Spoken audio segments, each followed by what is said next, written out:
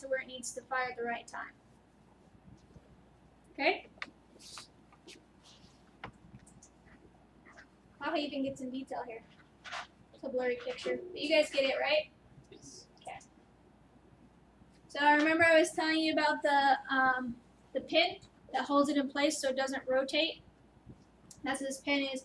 Remember I told you when you guys do that with the slick magnetos to make sure you don't turn the prop because you'll break that pin and stuff will go inside and you'll have to take the magneto off and take it apart and get all those parts out of there. And that's if you didn't damage anything else when it went in there. But for you guys, we're going to probably be doing the Bendix. There is one engine out there that does have these that Mark might ask you to time. I don't think he will, but he might. But just to be aware that those are the two types you guys will most likely see. Okay? Okay, basically what I just said, do not rotate the crankshaft or the magneto until all alignment fixtures or locks have been removed from the magneto. That's important.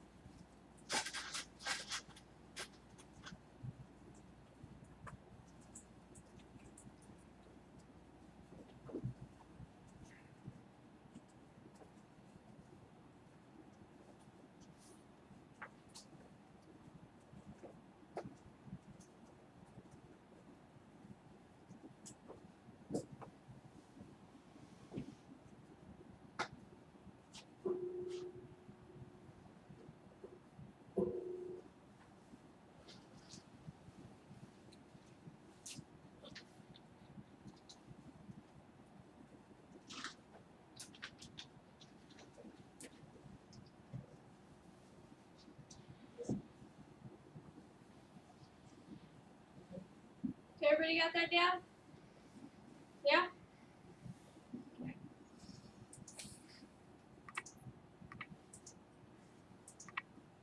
Okay, so after you do those steps, then you're going to have the magnetos now installed, carefully maintaining alignment.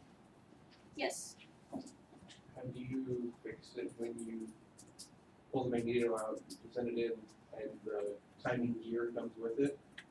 You know, it's stuck to it, and so it's not meshed correctly with the accessory case.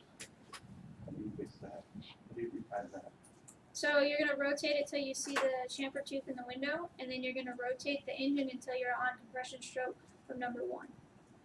So what are you asking? Timing gear itself? Yeah.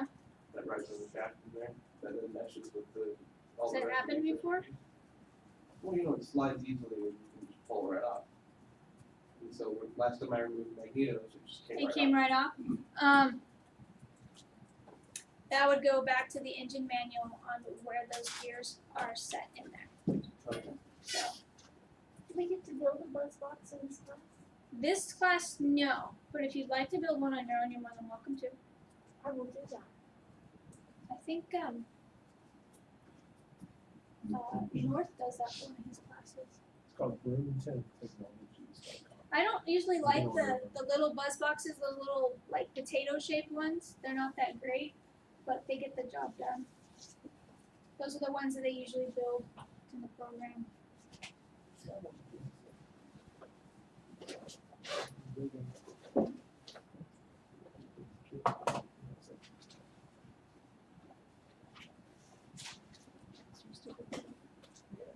So when you guys install these magnetos, sometimes you guys lose your alignment. That gear is really easy to rotate. So after you guys are all set up, make sure that you can still see that chamfer tooth in the window.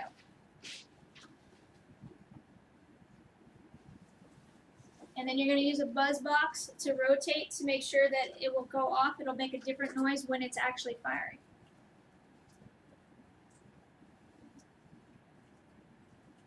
And that's what you'll use to do your final adjustment. You'll be hearing that noise. You want it to just open.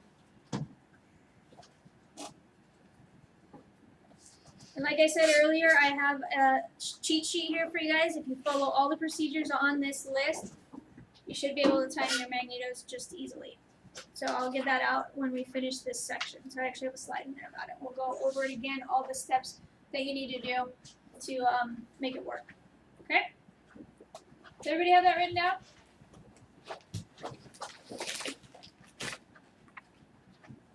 So here's the magnetos on the back. I think this might even be the one out there. So you saw it on the back. Remember I told you guys about the slot for the adjustments, and it's just showing you a picture of what it's going to look like, and then the harness is back here. So when you guys set up this harness, you want to make sure that number 1 is on number 1 of the firing order. So you don't want to flip that. You want to make sure that you're aligned correctly on the distributor block. Does everybody see that? You guys are so alive. I think this Saturday classes were alive. Okay. So the buzz box has 3 leads, 1 for each mag, left and right, and 1 for the ground connection. So you'll hook 1 to the left, 1 to the right, and then 1 will be set to ground. So and the buzz will be attached to each of the P leads on both the left and right.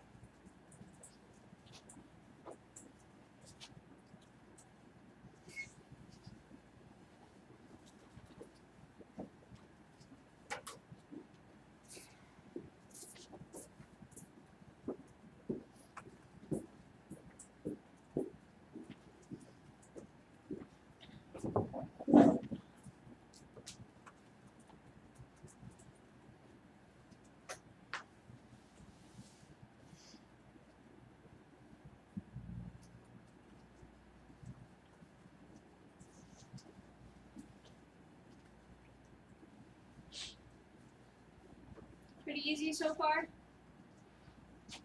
You guys will get it more when you guys are actually out there doing it. You're like, oh, that makes sense.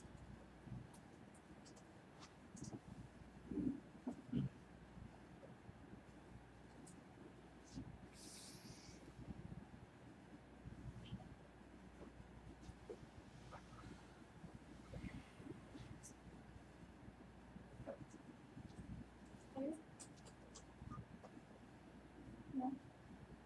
That makes one of us. Does everybody have that?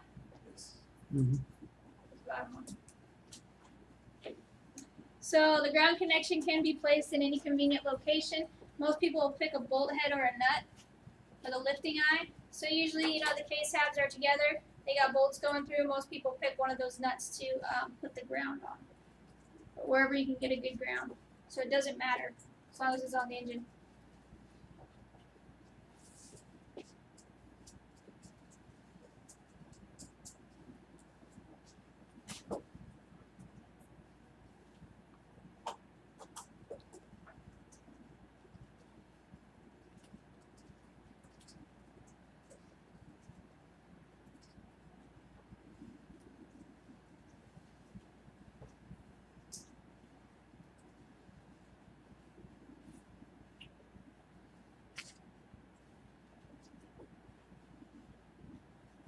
Everybody got that?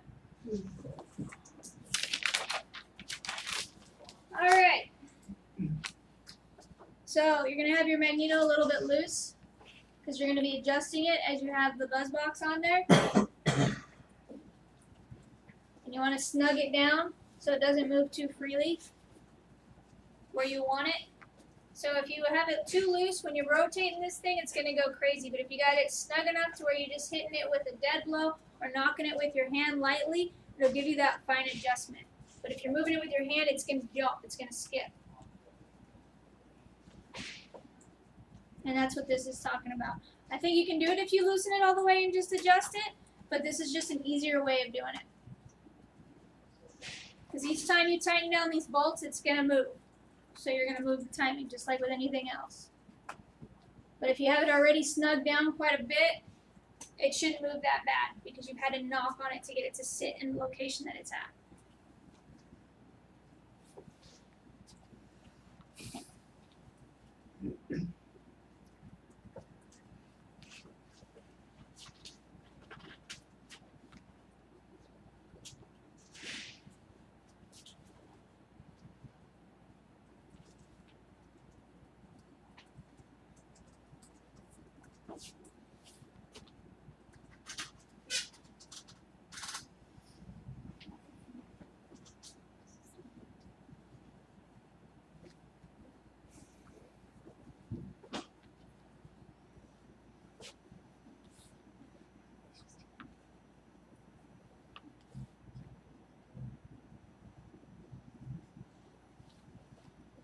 Everybody got that written down?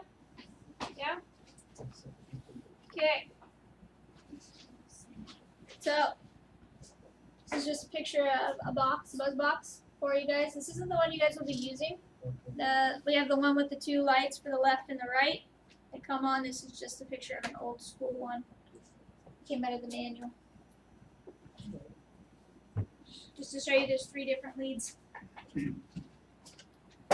Also, when you guys are using the buzz boxes, please remember to turn them off because they have batteries in them and they will die.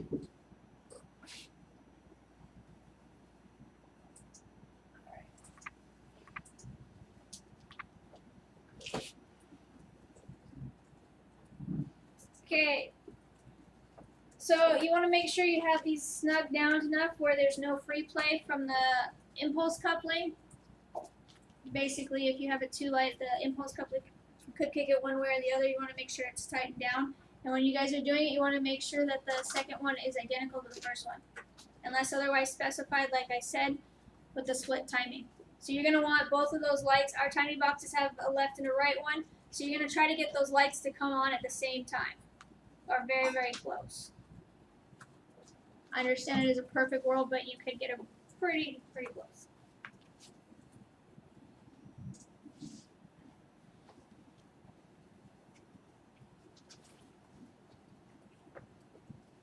Is this making some sense to you guys?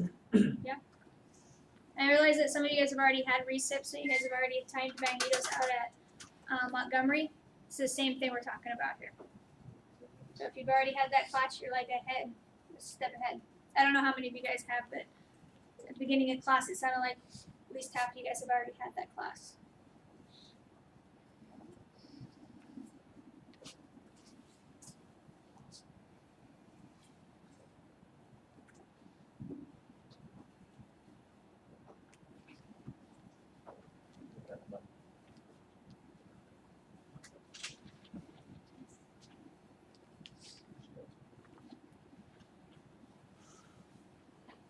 So everybody have that written down?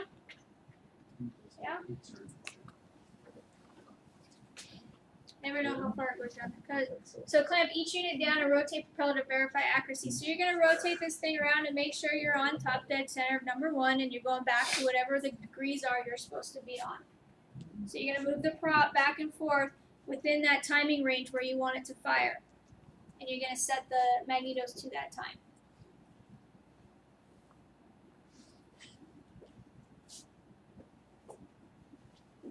And you might have to do this a couple times. You might have to loosen it, tighten it back up, loosen it again. It might shift and so forth.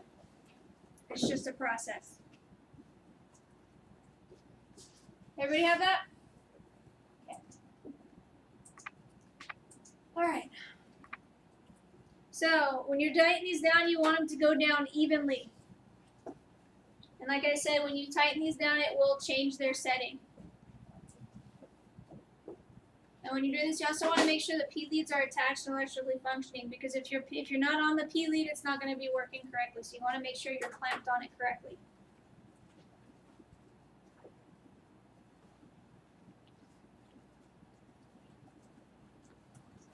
And most times when you're out in the field and you guys are doing these timings, you're going to check that P lead to make sure it's good, from the one wire to the other wire all the way out to the magneto, to make sure that that wire is good before you even start timing the magnetos.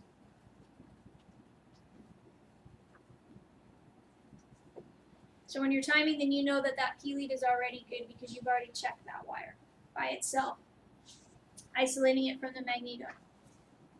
Out here, we won't be doing that unless you want to, but you don't need to. We already know the P leads are good. You're just trying to get the feel of timing the magnetos to the engine.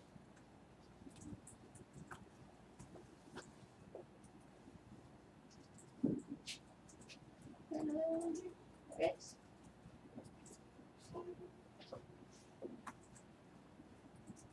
So once you're already at this point, then you're done. You're going to attach the spark plug leads in the correct location of the magneto.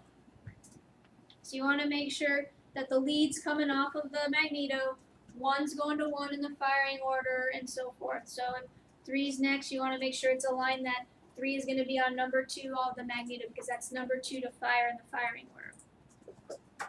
People have attached the harnesses upside down, and not working, right?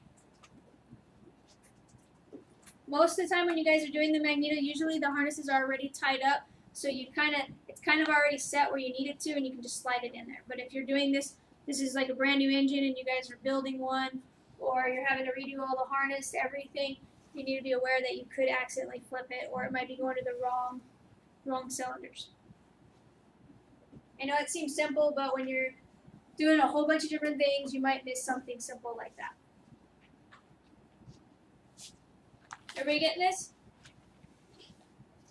Yeah? Long week already? Yeah?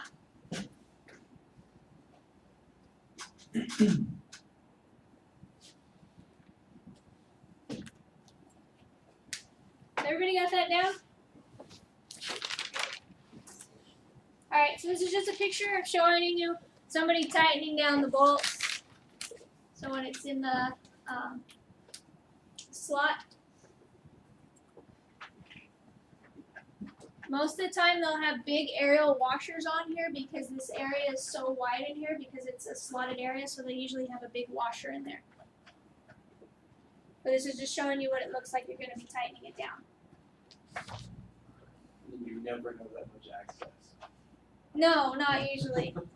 Unless you're on a stand or something. And actually most of the time if you're building your engine, you will have that much space if it's still on the stand. That's true. But on the engine, if it's coming back in and you got an magneto you just sent out for overhaul and you got to put it back on the engine, no, you do not have. Usually the firewall's sitting right here and all this other stuff is in the way. Be nice if they showed you a picture of like somebody with all their crap on top of the engine and they're trying to time it. Yeah, that's more realistic, but we'd like it to look like that. Okay, so spark plug firing order. So the engine firing order is a sequence of spark events that must occur for all cylinders to produce power. See, there's another one on here. It's established by the engine's crank and camshaft. So each engine has its own firing order. It could be 1, 3, 2, 4. On radials, it's usually 1, 3, 5, 7, 9, 2, 4, 8, 2, 4, 6, 8. So just remember that when you guys are setting these up, remember that number 2 on your magneto, which is number 2 in the firing order, may not necessarily be number 2 cylinder. It's going to be number 2 in the firing order. It's never usually. Yeah. So I just want you guys to be aware of that. So you're like, well, I said it's number 2. Well, it's not number 2 in the firing order. Number 3 is probably, if you're looking at a smaller engine, is probably, that's the one you're going to be setting it to. So just so you guys are aware of that. And different engines have different firing orders. Correct. Yeah, would you do me a favor? Yes. Plug that in. Okay.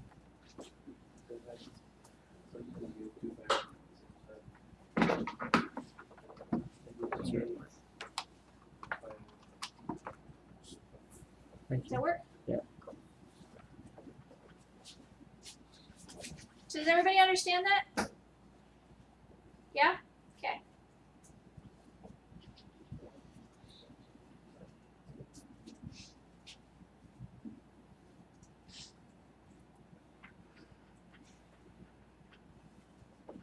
Does everybody have that written down? Or we need a few No. minutes? I need 1 minute. Okay. No worries.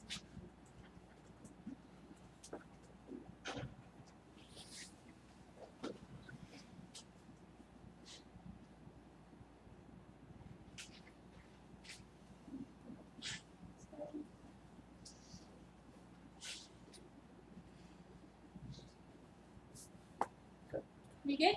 Cool. I don't know if there's another bullet. Okay, so magneto firing it is always 1, 2, 3, 4, or 1, 2, 3, 4, 5, 6. So on the magneto it will always be 1, 2, 3, 4. But on the engine it might be 1, 3, 2, 4. Some kind of deviation from that. So the number 1 mag initially will always go to number 1 cylinder. So usually, all of the time, I don't know any that don't start with cylinder number 1 as the number 1 in the firing order. And then number 2 goes to the magnet's next, or the next cylinder in the firing order. So it could be number 3 cylinder is number 2 in the firing order, and so forth. That's all this is telling you, what I've already been iterating. And yours only has 4, right? On your magneto? So there are bigger magnetos out there that have 6 different slots on the distributor block, and those are for bigger engines.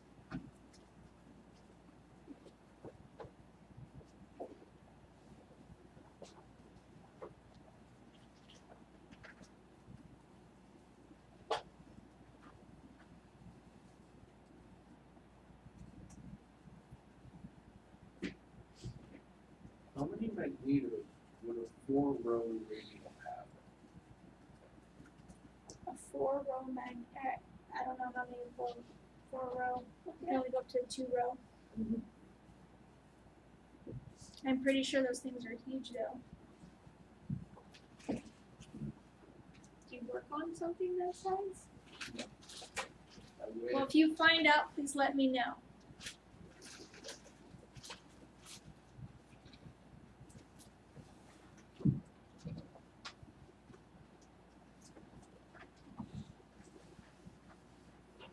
Does a 2-row radial have 4 mags or 2 mags? Next. So just more slots on the distributor box, So so it's it's either bigger, 14 or 18. depending on the size. That's why I haven't heard about a 4-row, but that's a good question. An idea. I've never seen one, so I wouldn't know. I mean, the only one I've ever seen is in person, is the ones that were on cruise ships. 28-cylinder one, maybe. Do you happen to look at the magneto? Yeah, I have not seen one physically in person, so that's a good question. I'll have to look that up for you. I'll let you know. Interesting. Then you're getting into specialty stuff and getting a little crazy. So everybody have that written down? Cool. See, then there's always another one at the bottom. So basically what I already said, so number 3 could be the next in the firing order. It's a little wordy, sorry.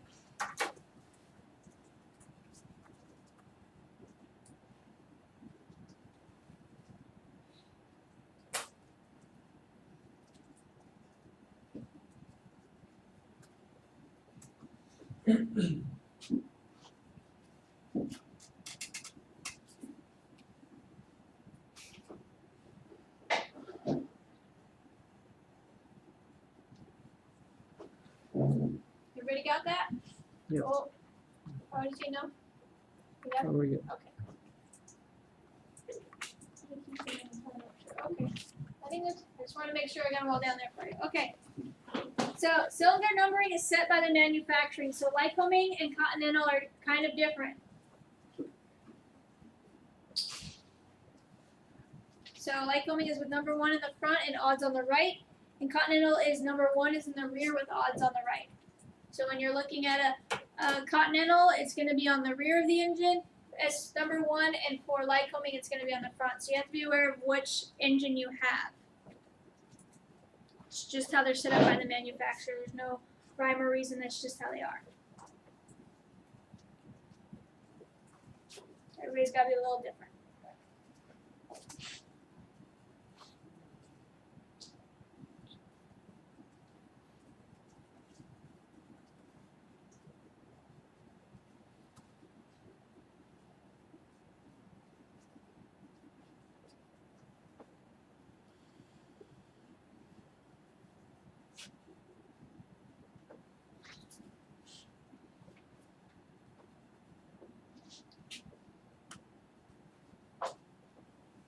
Yes.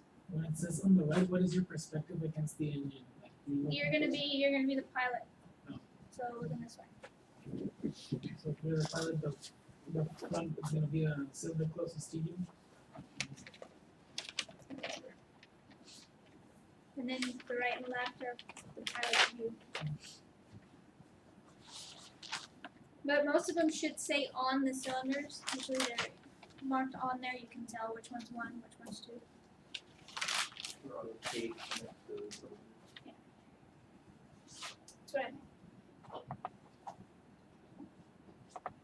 and then the manual also will depict it. Does everybody have that down? Cool. So here's a 6-cylinder. So we've been talking about 4-cylinder. This is a 6-cylinder. Just to show you what the difference is. So this will have 6 different spots on the distributor block versus the 4. And so since it's a Lycoming on the left, you'll have 2, 4, and 6. On the right, you'll have 1, 3, and 5. Sorry. It's a pretty engine, huh? They don't ever look that clean. Everybody wants to be a little different. I've had some guys paint. I had a boss who painted all of the cylinders blue. His Cherokee has blue cylinder cap, so everybody's got to do their thing. So the Comanche I was working on that won a bunch of awards. Everything that could be chrome was chrome. The pusher-on tubes. It's the same thing with cars. You see guys with their cars, there's gotta be special. Same thing with airplanes. So single row radial engines put number 1 cylinder on the top.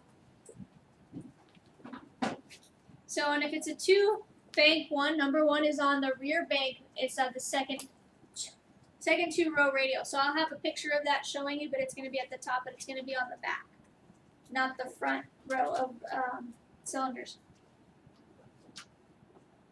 And then you have the odd cylinders to the rear and even cylinders to the front in the direction of crankshaft propeller rotation.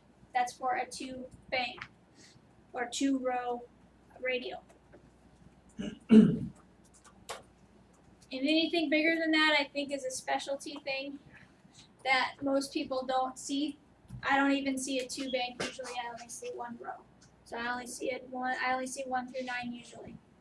But there are bigger ones out there. We actually have one on a stand over here. If you guys want to take a look at a 2-row.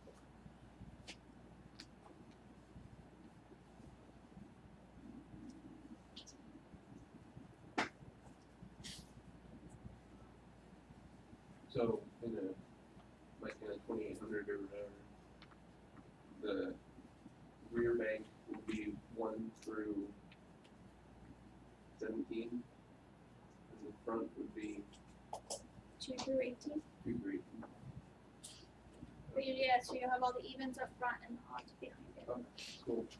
That makes sense. So would 2 be on top in the front row? Yeah, because they're Yeah, they're offset. yeah, offset. They're very cool. Yeah, 2 would be on the top. Cool. Everybody got that? So this is what one will look like. It's pretty big. Like I said, there's one out here right on the on a stand out there. If you guys want to take a look, it's really close to Mark's door over there. But it's a 2. You usually won't see these, but they are out there. They're more common than a 4. But then you'll see, so the 1 is behind it, so you'll have the odds behind it and the evens in front.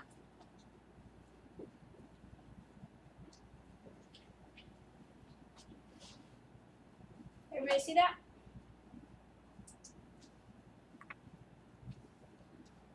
So this is what it would look like for a radial that's 1 through 9. And then this one is 1 through 18. So you see number 2 is on the right at the top, and number 1 is offset from it.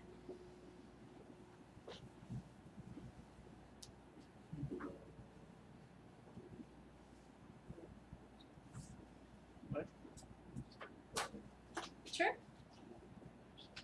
Is that in your guys' new power plant book? The Avitech stuff is not. That's not something that's student accessible. It's like an instructor. All these Avitech slides. The power plant maintenance, the Avitek None slides. of the Avitech stuff is in there. This is all instructor stuff. Don't I feel special? You are special. Yeah, no ways in mind. So everybody see that? It's just showing you what a couple different engines look like and what the firing order. So when you guys are going up to an engine and you're going to time a magnetically, you need to know what cylinder's what and what the firing order is. Okay? Because you need to find top dead center number 1. So if you're not at top dead center number 1, you're not timing it right.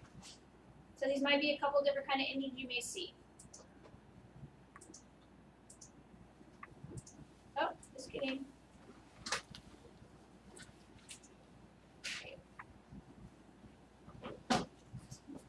So, for all Lycoming and Continental 4 and 6 cylinder engines, the cylinder firing sequence of the engines are the same.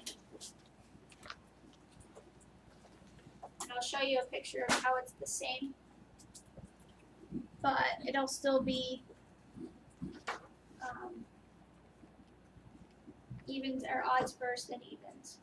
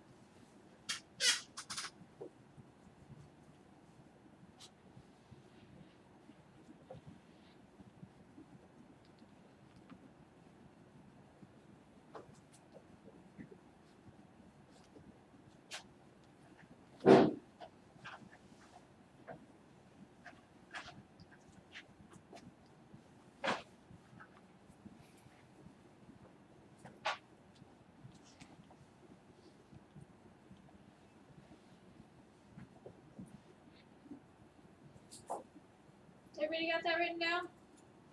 Okay.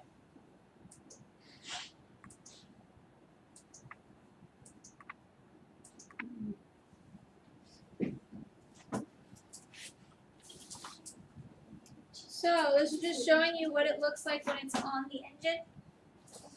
So if you notice the firing order for Lycoming is 1324, firing order for Continental is 1423. So if you guys actually look here, so it's gonna go 1324. This one's gonna go 1423. So they're gonna be, if you eventually go through the whole cycle, it'll direct to the same cylinders. Just the location of the cylinders are in different positions for Continental and Lycoming. So they're still going to fire in the same order, but not in the same sequence, I guess you could say. And I have a picture showing the lines for you guys because it's kind of confusing with what I'm saying. But basically, you really don't need to know that. You just need to know what the firing order is. So for a Continental, you're not going to put the second in the firing order as number 3. You're going to put it as number 4. Because that's second in the firing order on the engine. Does everybody see that? So it's just showing you that there's different engines out there, so your firing order is going to be different depending on what engine you have. Did everybody get that down? That wanted it down? Yeah? Okay. So the same thing with the Lycoming with the 6-cylinder. So the firing order is going to be different. The sequence is going to be the same.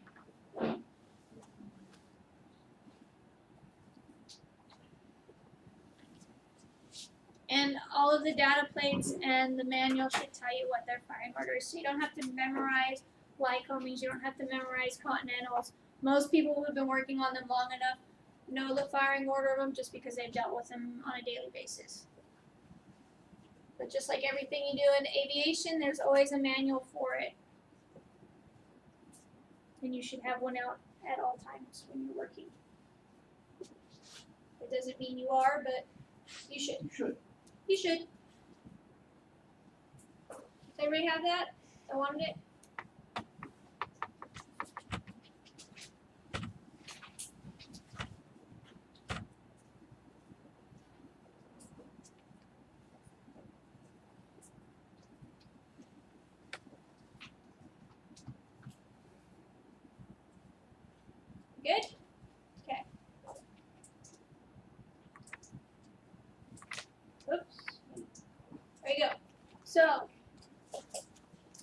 So like I said, 5, 7, and 9 cylinder radials fire first the odds, then the even cylinders. So for a 9-cylinder radial engine, you're gonna go odds first, then even. So you're gonna go 1, 3, 5, 7, 9, 2, 4, 6, 8. And usually it's every other one.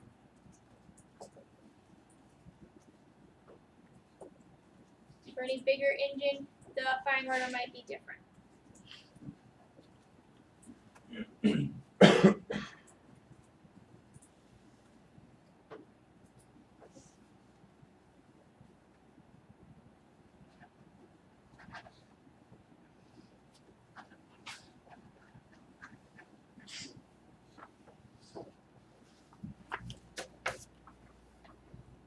Everybody got that? Yeah? Okay. This next slide you don't need to copy down because I'm going to give you a handout on it. 4. But this is basically the procedures what we just went over on how to time a magneto to the engine.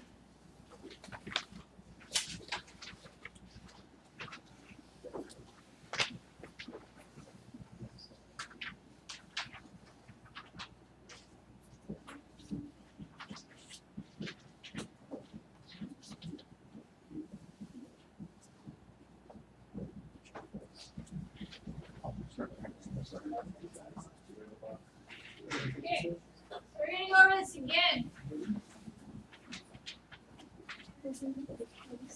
So Lisa, do you want to read number 1 to me on that list that you're going to do first? Absolutely.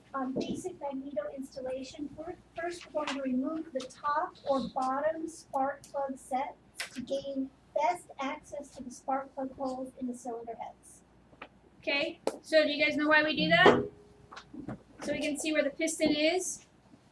It's at the top, and if we're on the compression stroke, because you can't tell that if you have the spark plugs in there, right? Well, also, isn't it easier to turn the propeller if the spark plug is out because you're not working against compression? You can, but how are you going to tell when it's top dead center or not? You're going to need to put your finger, you're going to need to be able to feel. Yeah. All right, Brian, number 2. Number 2? Yep. In the correct direction of engine rotation, rotate propeller by hand so that cylinder 1 is at TDC. On the compression stroke, with thumb covering the plug hole will indicate compression escaping from the cylinder.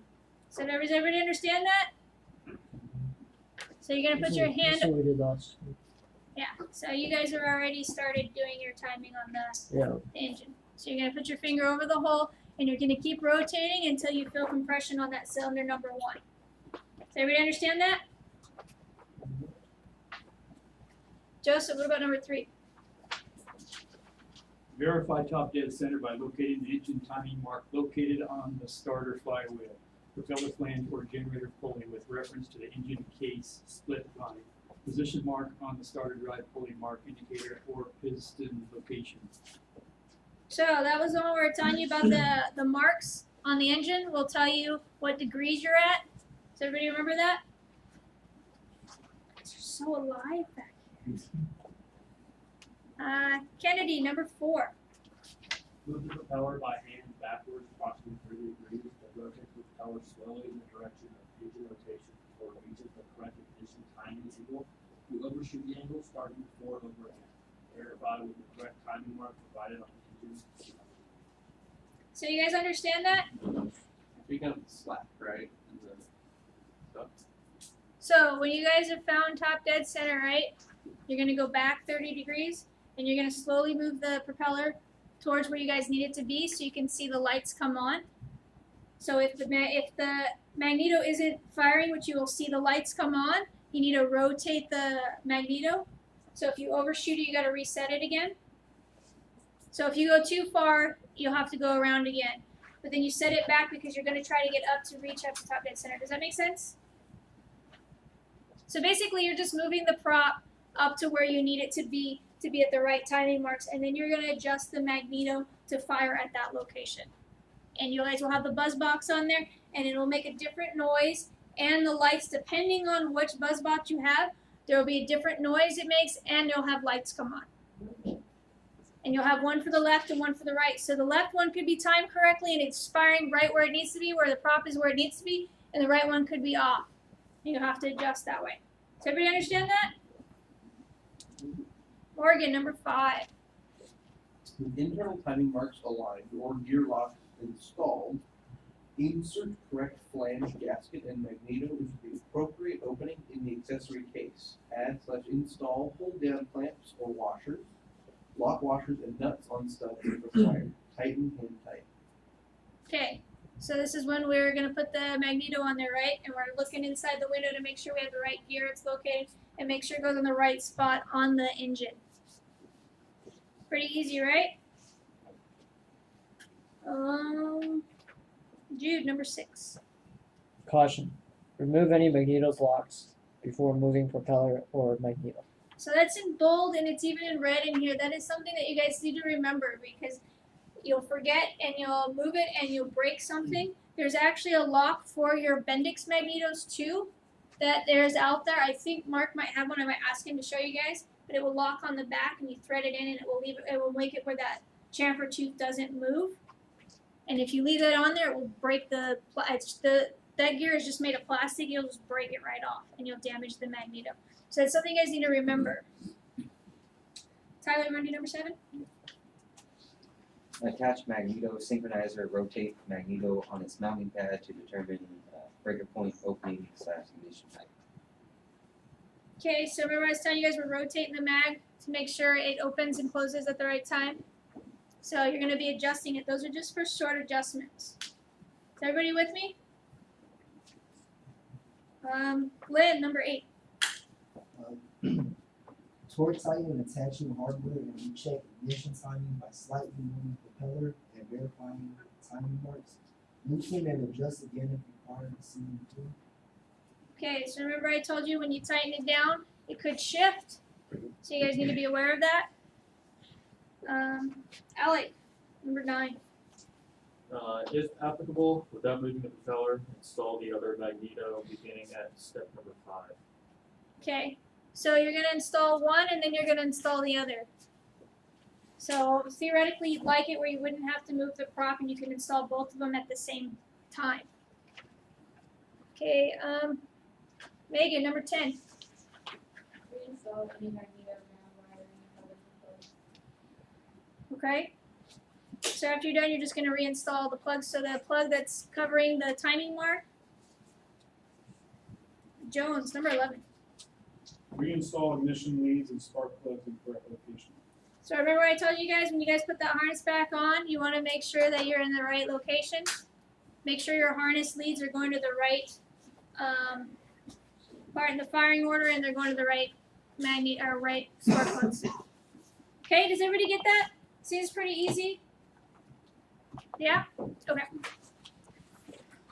Just to let you guys know, probably in 2 weeks we're going to have a test. So I will reconfirm next week with you guys that we will have a test the following week. So in 2 weeks, plan on having a test in this class. Over everything we covered from the first day of class until now. Okay? Will you review it?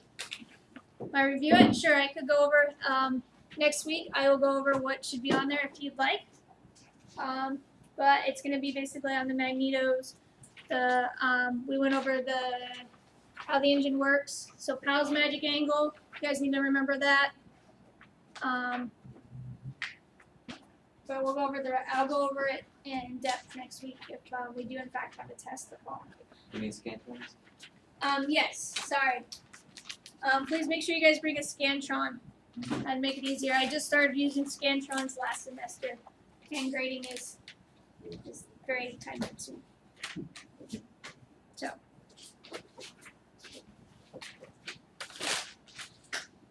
Alright, ignition harnesses. See how much is on here? Okay. So we're going to jump right into the harnesses.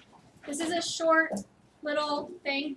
Harnesses aren't too much, pretty easy. So they do degrade over time, just like everything else they wear over time in the engine.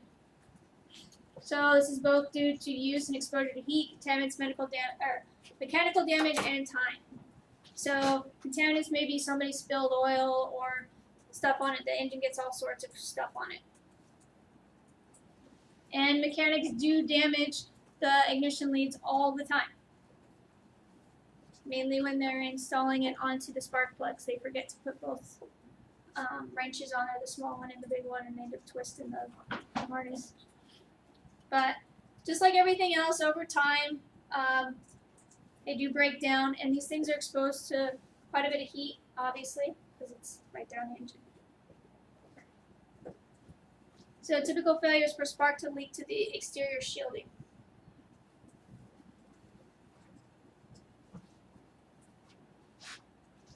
And we are going to do harnesses in the lab.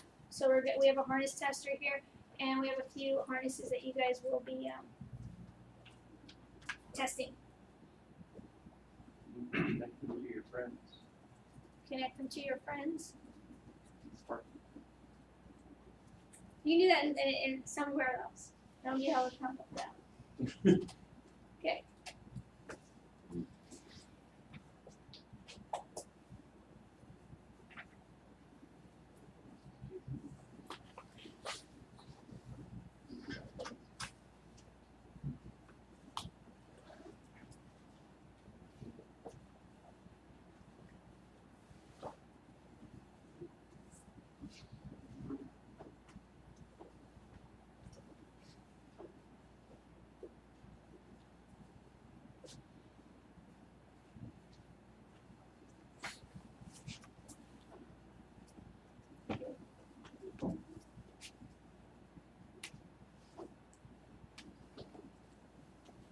We good?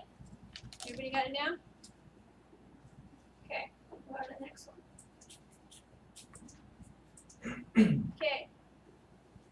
So, there's a thing called carbon tracking. So this is usually when you get a crack somewhere or there's a breakdown. So once it begins to travel, it will create a carbon track that makes it easier to allow more leakage. So if there's any kind of breakdown in, for instance, like the spark plug, if there's a crack, it will cause a carbon track, and the spark will come out of there because it's the path of least resistance versus going out where you need it to. And leaking harnesses can only be replaced, they cannot be repaired. In saying that, you can replace one lead on the harness, but in doing that, you're probably going to have a breakdown somewhere else in that harness. So when they do this, they just replace the whole harness when there's a problem.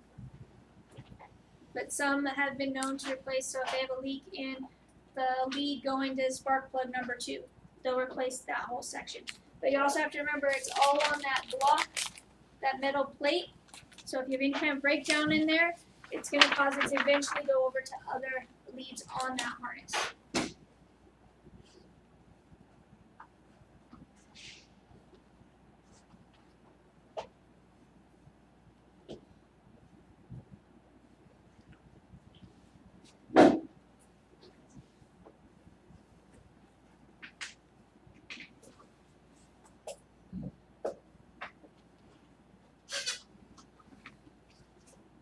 So do you know it's leaking because of the carbon trap?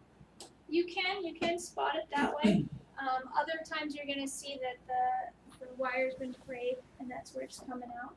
But mostly there's a visual, you can visually see it. And there may not be a carbon trap, but it does eventually over time cause that trap. So if there's a leak there, over time it will cause that trail. So you'll be able to spot it. When do we do testing procedures on the leads? So what you'll do is there's a tester we have that you'll test each of the leads so you'll know there's a breakdown in that lead. Okay?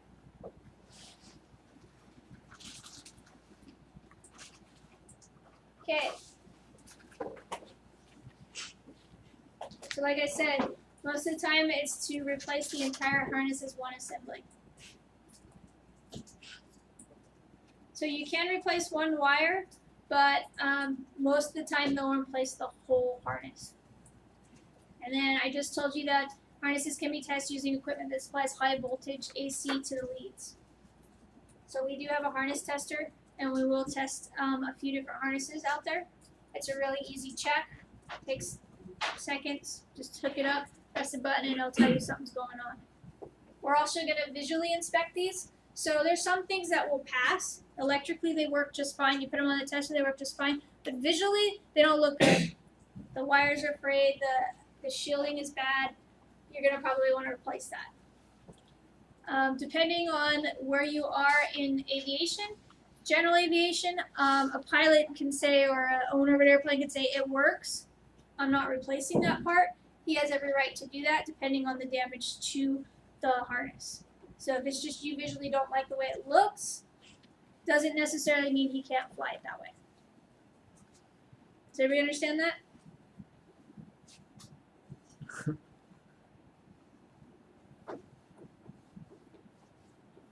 Because I worked for a boss where everything had to be perfect.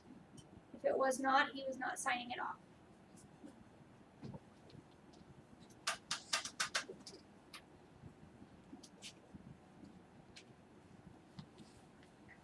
Everybody got that down? Yes. Okay.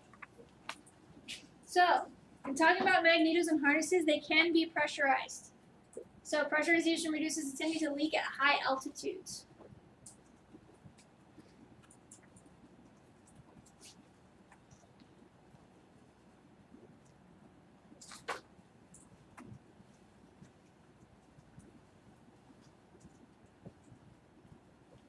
How do you pressurize a harness? The whole system is pressurized. The whole engine is pressurized. So when you're on high altitudes, it's not just the harness, the magneto, everything inside there is pressurized So inside. it'd be like cabin pressure. Yeah, cabin pressure. They actually have a pressure pump that actually pumps and pressurizes the system. And why would we pressurize it at high altitudes? Just low ambient pressure up here. Which would cause what? Bubbles. So if the air is thinner or less dense, there's less resistance, right? Okay, so if there's less resistance, where is that spark going to go? It's going to go out everywhere, the path of least resistance. So you're not going to be able to hold that in where we want the spark to go in the spark plug. So that's why it's pressurized. Does everybody get that?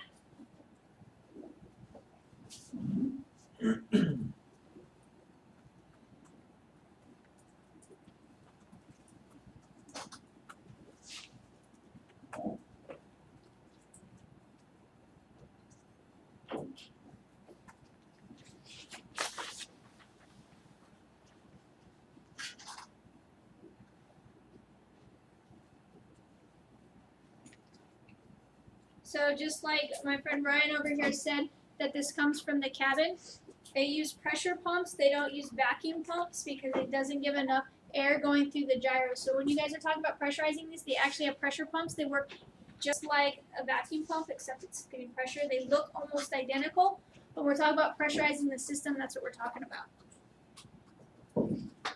And I don't have any pictures of one. I'm sorry. Does everybody have that written down? So we're talking about all the components. We're talking about the pressurizing. We're talking all the way to the magneto, the lines for the pump, everything. So everything that has to do with this pressurized system is what you're going to be inspecting. Because if one part of that fails, then it's obviously not being pressurized. So the pressure's coming from like the ram air inside the plenum. I'm just trying to imagine how you pressurize a wire harness. So there is, okay, you know what a vacuum pump is, a pressure pump, right?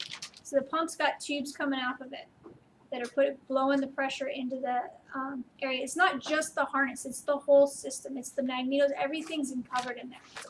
It's all pressurized inside the Oh, it's engine. enclosed? Yeah, it's all enclosed. I was just like thinking of like just wire harnesses like on the engine. Yeah. And I'm like, No, not just the wires, it's the whole system, the whole ignition system is pressurized. So the magnetos, everything, it's all enclosed.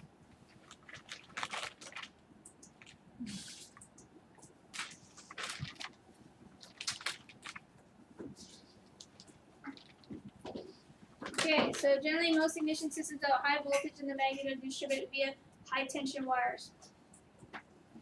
So these wires are positively mechanically attached to the magneto and to the spark plugs.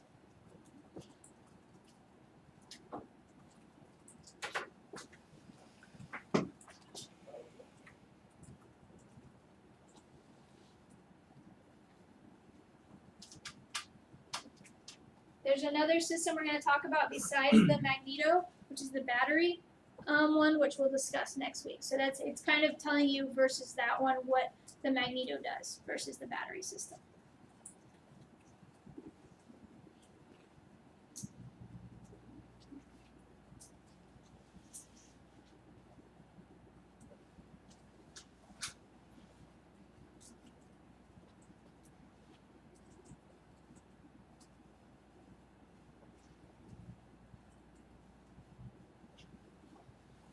When you say high tension, that means that it can carry high voltage charge. Yes, the high tension wires can carry high voltage.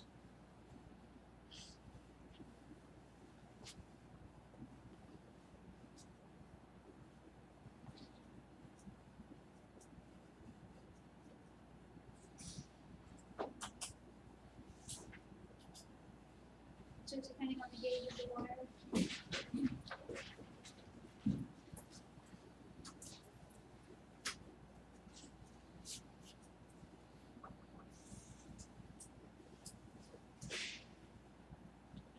I think you're writing faster, Kennedy. Everybody got that written down? Yes, no? Yeah? Okay. So this is telling you what the harnesses, the wires are made of. They have an inner core of stainless steel or nickel steel stranded wire, an outer core of shielded wire. So you're looking at it most of the time, you're seeing that outer shielded wire that's kind of braided, and then it also has an inner wire, an inner core. So if you strip the wire back, you'll see it inside.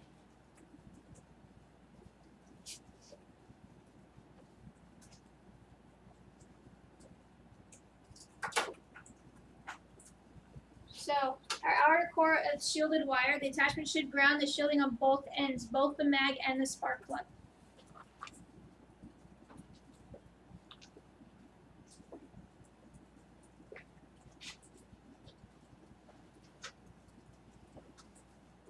And this nickel steel, usually you'll see it on slick magnetos, but it has been known to be on the other ones. It's just a different type.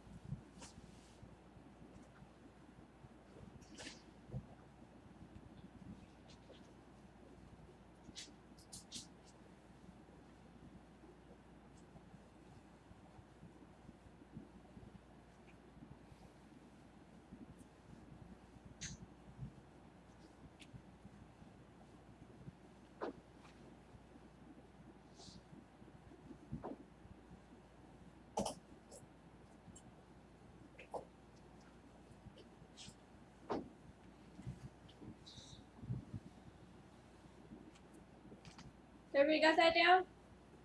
Good? So the high voltage insulation is provided by a 4mm thick layer.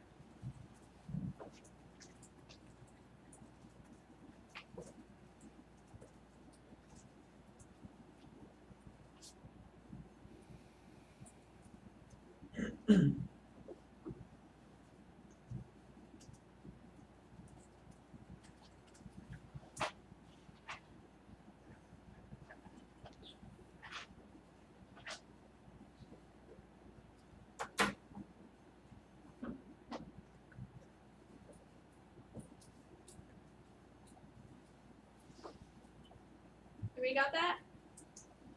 Okay. So here's a picture of two different kinds. Both work equally the same.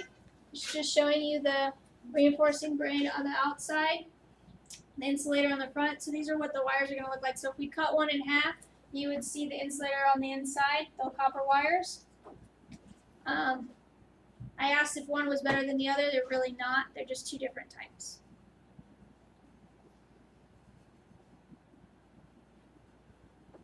You guys want a picture of that? So you really can't access these slides anymore? Avitech, no. Nothing Avitech is accessible. So everybody see that? Just giving you a picture of what they look like. This is exciting stuff. Okay, most ignition wires are routed freely to the spark plug. Some ignition wires are routed through braided conduits. Individual wires may be replaced. Conduits may also be subject to condensation. So, like I said, individual wires could be replaced. Most of the time we just replace the whole harness. But you also need to be aware of that these things could be subject to condensation, which is moisture. So you could get flashover because of it. One of the many reasons.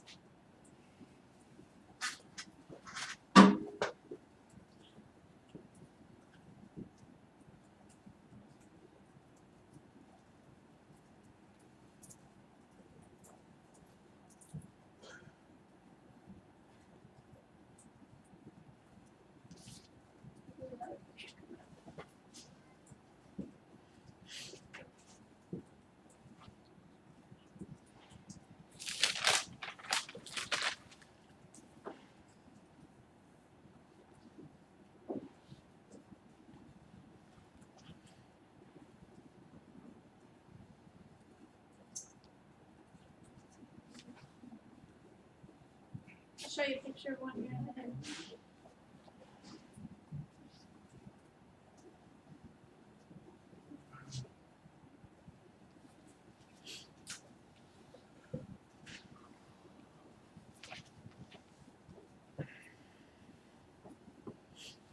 So everybody got that written down?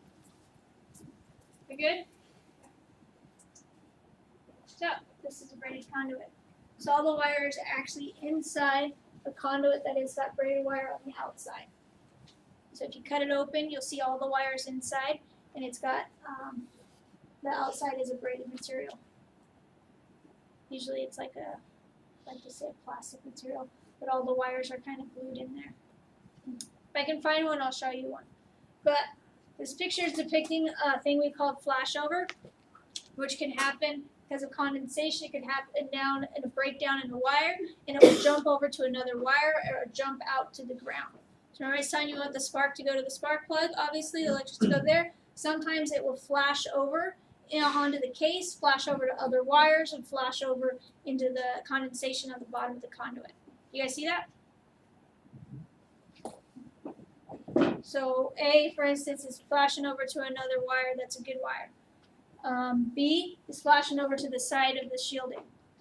And then C and D are flashing over to the condensation. Most of the time when these break down, it's because there's a breakdown in the wire, it's frayed, and so forth. So the flashover will jump to another wire versus going where you want it to go. So this is each of those is going to a cylinder. Mm-hmm. Each one of the, not each one of these wires, but this whole wire is going out. A bunch of little guys inside the actual bundle.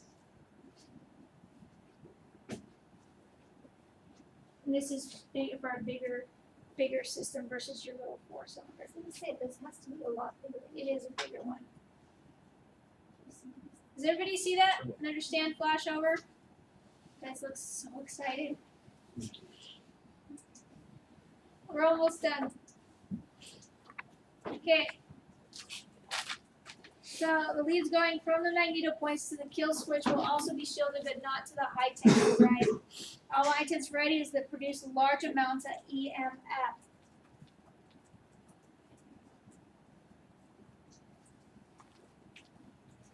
So because of this high tension, we don't want it everywhere. Some systems actually have it just set right to the spark plug. But the problem with this is it builds up a lot of frequency in there, and you hear it on through your radio headset.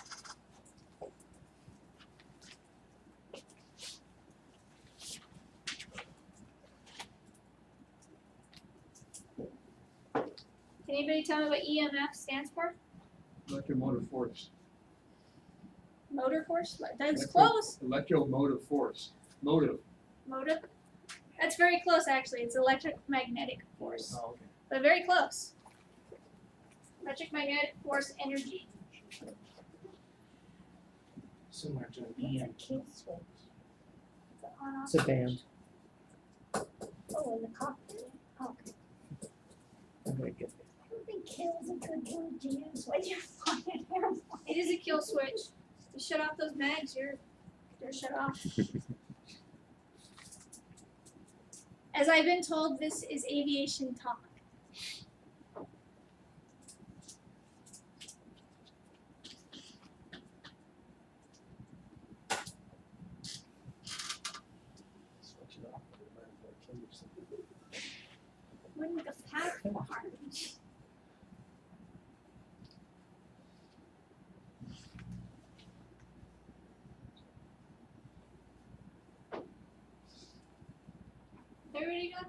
Almost. That's it.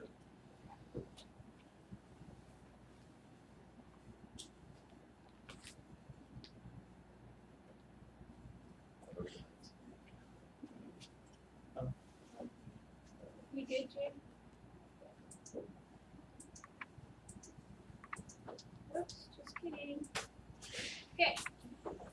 So the system is used for engines operating at high altitudes. The coils are suspended on the end of the spark plugs. So remember I told you what we just learned is that high tension brings up this frequency in the radios, and at high altitude we like to have a low voltage going through there. So these coils are suspended at the end of the spark plugs. And I'll show you what I'm talking about with that in a couple slides. Because we only want that high voltage to be at a short location from the coil to the spark plug. And I'll show you a picture of an engine that has one, I believe, or I'll describe one to you. I've seen one. I guess I'll look it up for you guys and show you guys when we come back for lab. I'm trying to incorporate more pictures into these slides. Like I said, this is a work in progress because so many different teachers have taught this class, so we're trying to shake it down, so I do apologize. But I'll see if I can get a picture of that and see if I can Google it so you guys can see. But basically, everything that's in the magneto is still in the magneto except that coil. That coil is out because once you go across the coil, what happens? We're getting that high voltage, right? A step up. Yeah, we want that huge step up. And at high altitudes, we don't want that throughout most of the wire because that's what causes our radio frequency problem. So what we do is we shorten that lead. So we'll have the coil, actually it's in a suspended box. I'll actually look up the engine. I'll have to look it up and show you guys when you come back from lunch what I'm talking about. But then the high voltage is only right there after the coil. Because after you're done the coil, that's when you get that high voltage out of there. And instead of traveling down this whole lead all the way to the spark plug, the coil is actually mounted on the engine. Each cylinder has its own, and it will go right to that spark plug. Okay? You shorten you shorten it. And I'll look up an engine that has that. I meant to incorporate that. I'm really sorry.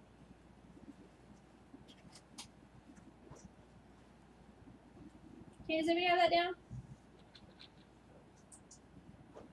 Okay, so this is basically showing you basically this coil on here. So everything else is incorporated in the magneto except the coil that's out here. So when it goes, so each different cylinder has its own coil. So I'm like, well, there's only one coil in the magneto. How does it transfer around? But each different cylinder has its own one. So when it's directed to one, it'll go through here into one's coil, and then it will come straight to the spark plug. So the lead coming out is very, very short because we only want that high tension in a short location when you're talking about going into high altitudes. So we don't want it going in the course of a long wire, and that's the system they designed. So that's your secondary coil. In other words. It's the whole coil because this is primary and secondary in here. So all we did was we took. This is just a wire wrapped around the shoes. This is just one. So this is the wire wrapped around the shoes. This is the primary. This is just the shoes. So everything happens here. The coil is there. So it's working for both spark plugs then. One coil. You'll have two sets for each cylinder. Because you'll have two magnetos, so you'll have each sets of boxes for each cylinder. Because each magneto has its own. Because each magneto fires a different spark plug. So the left one may fire the top ones, the right one may fire the bottom ones. So you have two coils for each one. I'm going to look up a picture so you guys can see it because it's something unique that you don't usually see. And I'll bring it up when we come back from lunch. But just to let you, but that's why they have this system. So that everything else that's incorporated in the magneto is in the magneto except the coil where that high voltage is coming from. So once you cut across that, open the point, you're going to come right out. The high voltage is going to be in that short lead because we don't want it to go to the extent of a whole harness. Okay?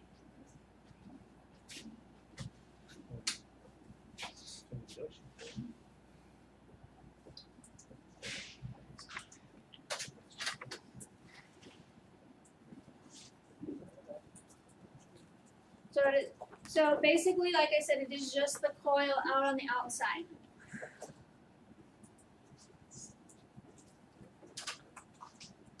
So the secondary is wrapped around the primary, so they're in the same coil together. They're not two separate coils.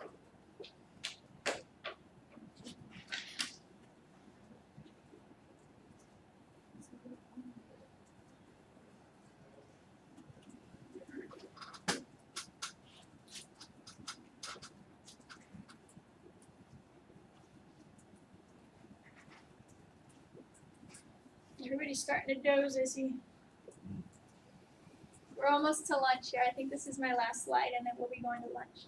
And I will look up that slide so you guys can see what I'm talking about with that coil. It has its own, it's just mounted right on the engine. It's in a little box.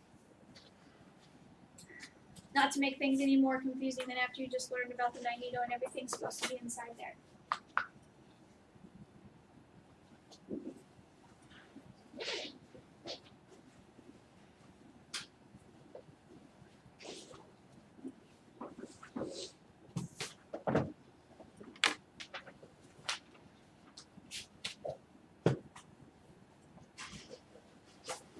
Does everybody have that written down? Nudge it. And now it is. Oh, it's on my there it goes. So high voltage tends to easily leak at low atmospheric pressures. And that's the whole reason why we have this coil so close to where the spark plug is. It's getting perfect because my voice is starting to go. I don't know how they do it for 3 hours. I really don't. More. Ask him. How do you do it? Passion. Passion? I wouldn't go with passion. I'm telling you, I do long-term lectures, and I've had to do long-term lectures. It's a passion for the subject. That makes it where your voice doesn't go? Because I talk for too long and my voice goes. And my voice actually hurts because speaking any louder than a whisper is so tough for me. Does everybody have that written down? Okay. Oh, there's a picture in here. Oh, I'm so excited. Didn't know the picture was here. So this is the magneto right here.